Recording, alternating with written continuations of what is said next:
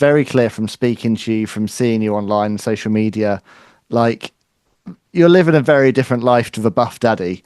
And, you know, there you are now, you know, clearly, you know, you found God, you're there at church, you've got a beautiful partner in Stacey, you've got grandchildren, you know, like Yes. very, very different person to the person you were.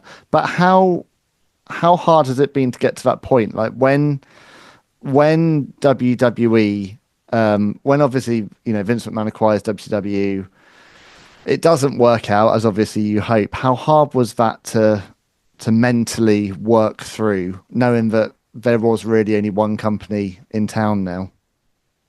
I don't think I did, Ben. I didn't work through it. I sedated.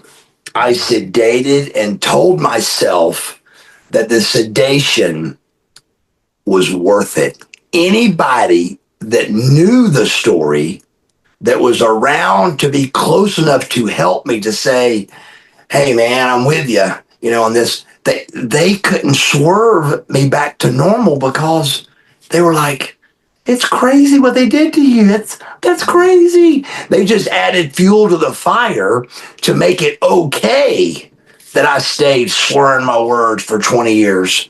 You know, I just sedated myself and I made it okay because of what happened to me. I'd become a victim. And it was victim. Well, they did this to me. Well, let me show you what I'll do. I'll really show them. I'm gonna kill my own self. You know, that's what humans do. Is they try to run from it, and you try to cover it up with pills and alcohol. I mean, every show you go to, I mean, tomorrow, if most people lose their jobs, then only a few people know it. When I lost my job, the world knew it. And so everywhere I went, hey, how's that WWE thing going? You know, right to my back for a Xanax or a beer. It was just a never-ending remembering why I failed, or why it failed, or what happened, whatever the reason is. It didn't happen, and that's not good.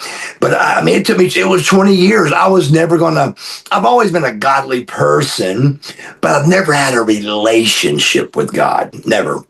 Now I have a relationship with Jesus Christ, my Lord and Savior, and it's a relationship that we talk. I mean, I talk to him, and he convicts me with the answer. And it's just a very special thing that I think, unless I would have had the car wreck, if I didn't have the car wreck and I didn't ruin my right knee, I think I would have missed it. I really do, because he tried to slow it down. I think I had several warnings, several chances to change my life. I did not.